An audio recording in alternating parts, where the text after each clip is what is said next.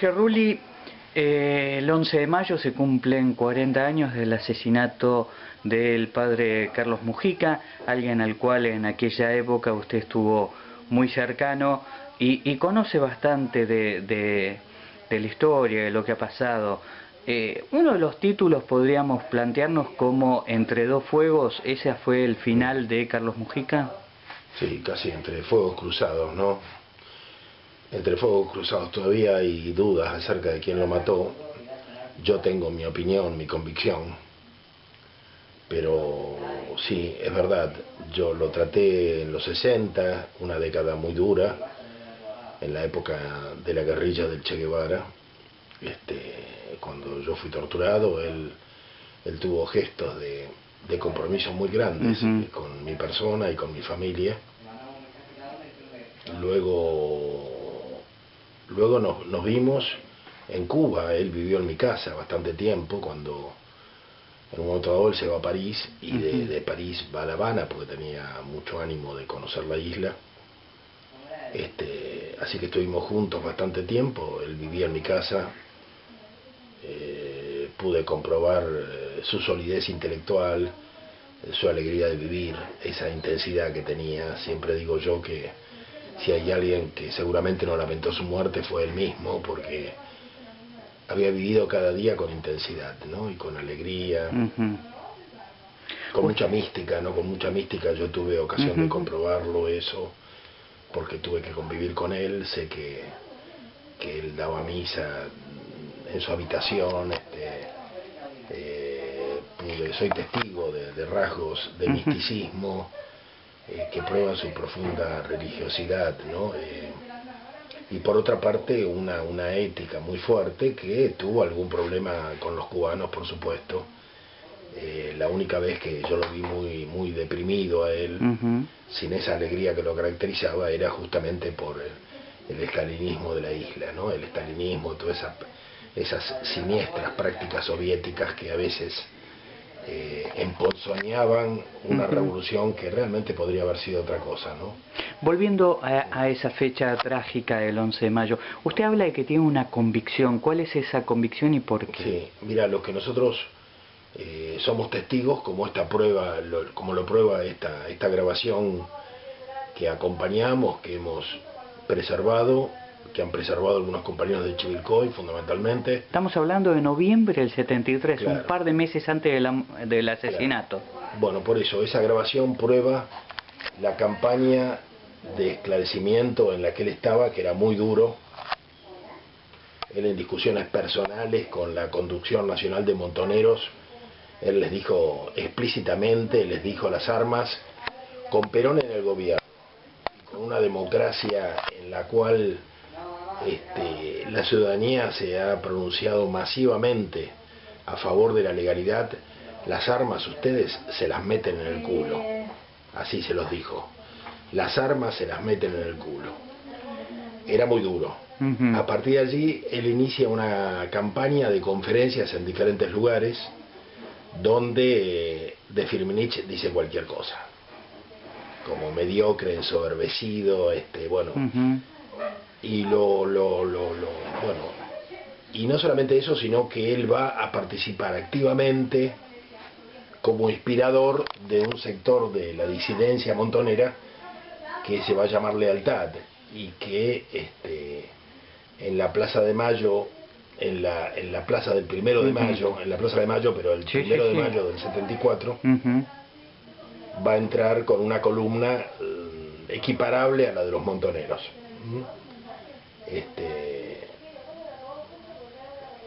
O sea, él continúa esta constante crítica a Montoneros. Y ese día él se queda en la plaza, ¿no, Rulli? Sí. Claro, por supuesto, Lealtad se queda, y participa además en la baldoseada, los montoneros no solamente se van, sino que son echados a pedradas de la plaza. Y él participa, como todos nosotros, en defender la plaza y en defender el gobierno constitucional, ¿no? Que de eso se trataba. No era, en realidad, aclaremos una cosa, no era que le gritaban que pasa General, está lleno de gorilas el gobierno popular, es decir, eso es lo que dicen ahora, edulcorando lo que realmente pasó. Sí, sí. Le gritaban qué boludos, nos jugamos por un cornudo, por un brujo, una puta y un cornudo. Claro. Esto es lo que gritaban. Era muy duro. Sí, sí. O sea, estaban realmente obcecados, ensoberbecidos y en una actitud absolutamente demencial. En esos días nosotros sabemos que a Carlos lo han condenado a muerte en un tribunal ad hoc, lo han condenado a muerte, y esto en esa época, más allá del poder de la policía, si te condenaban a muerte Montoneros estabas liquidado, a menos que te fueras. Sí, sí. Pero si pretendías continuar caminando la calle estabas liquidado. Para peor, y para hacerlo peor, una revista aliada de Montoneros, la de Ortega Peña y Duhalde, sí, estoy hablando del que fue secretario de Derechos Humanos del kirchnerismo a lo largo de todos los años, lo condena a muerte también porque lo pone a Carlos Mujica en una sección de la revista que se llamaba Cárcel del Pueblo, donde ponían a los criminales, a los traidores, a los delatores, que era también como la anticipación de la muerte. Claro, claro. Entonces, tanto Montoneros como este sector muy cercano al ERP de Ortega Peña y Duhalde, sí, lo condenan a muerte. En el caso de Montoneros más formal todavía, porque era una condena a muerte que se iba a cumplir en algún momento. ¿Qué pasa? ¿Por qué decimos que entre dos fuegos? Porque Mujica tuvo un encontronazo muy fuerte con el ministro López Rega.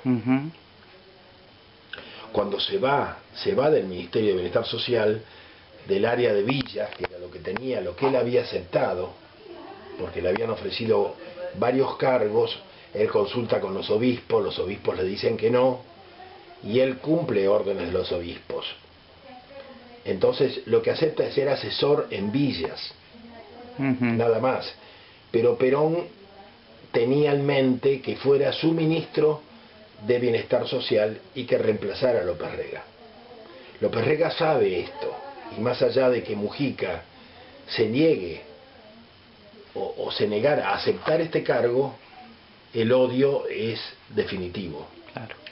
Aprovechando la condena a muerte de Montoneros y de la revista Militancia de Ortega Peña, lo que ahora sabemos es que ese día en que Carlos Mujica está con su amigo Capelli, mientras da misa en la iglesia donde lo van a matar, Capelli ve una cara conocida en el último banco de la iglesia, que luego reconoce que es el comisario Almirón, al que conocía como custodia, como un comisario que era parte de la custodia del Ministerio de Bienestar Social.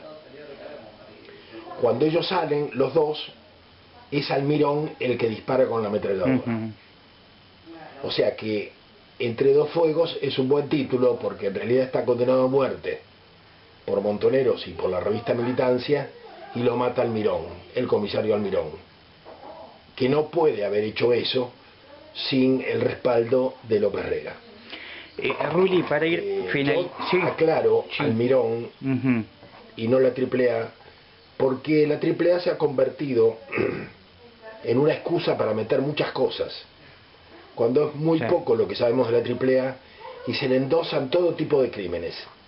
Y en este caso nadie dejó constancia de la autoría del crimen. Lo que sí sabemos es que el hombre que disparó se llamaba comisario Almirón, que algunos años después fue custodia de Manuel Fraga Iribarne en España. Sí, sí. Yo estaba en el exilio en un momento en que en Málaga, me acuerdo que sabíamos que el día siguiente venía Fraga y nosotros pintamos todo Málaga con aerosoles contra Almirón, criminal, ¿viste? Sí, sí. Hasta el punto que Fraga se lo saca de encima. Ahí, no lo lleva a Málaga por la pintada que habíamos hecho, y esto fue en el año 62. Fíjate lo que es la fuerza de la memoria, ¿no? Pero bueno, por eso me parece, estoy tratando de aclarar las cosas. O sea, Montoneros lo condena a muerte, la revista Militancia lo pone en el lugar de los que van a morir, y el comisario Almirón lo asesina, jugando el juego, sin lugar a dudas, de López Rega.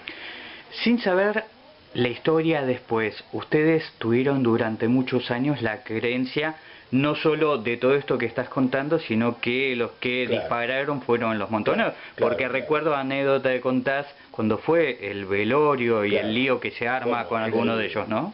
Cuando estamos en el velorio, desesperados, llegaba gente de todas partes, sobre todo gente de Lealtad, del sector de Lealtad y de la Juventud Peronista Independiente. Confluimos todos, nosotros nos vamos desde San Pedro en un vehículo inmediatamente hacia la capilla donde lo habían matado, desesperados, y ahí nos encontramos con un montón de gente a la cual los montoneros le habían puesto bombas la noche anterior. O sea, el clima era de extrema violencia. A una unidad básica de Lealtad la habían volado, la habían dinamitado la noche anterior.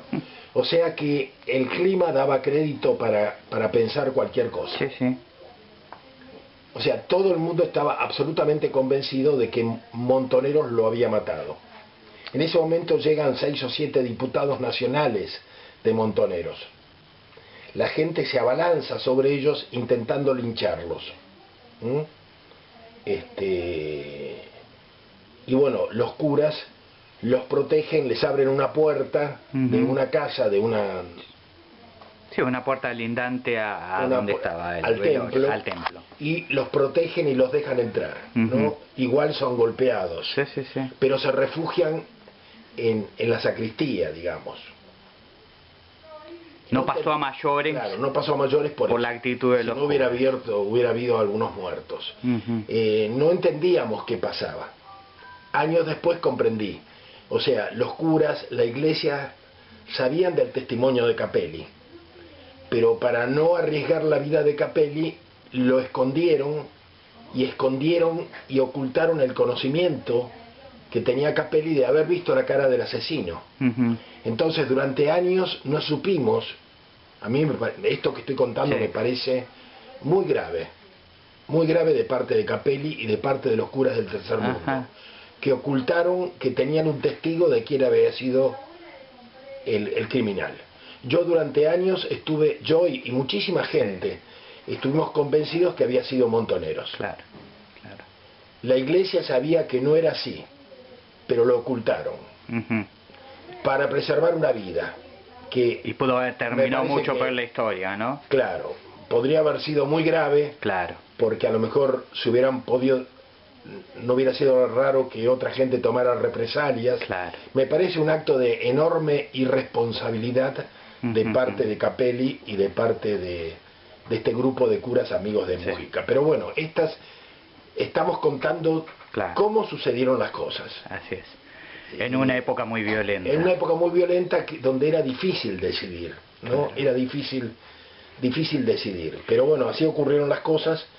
De todas maneras, yo creo que el hecho de que el comisario Almirón le haya quitado la oportunidad a Montoneros de asesinar a Carlos Mujica no resta valor al acto criminal de haberlo condenado a muerte.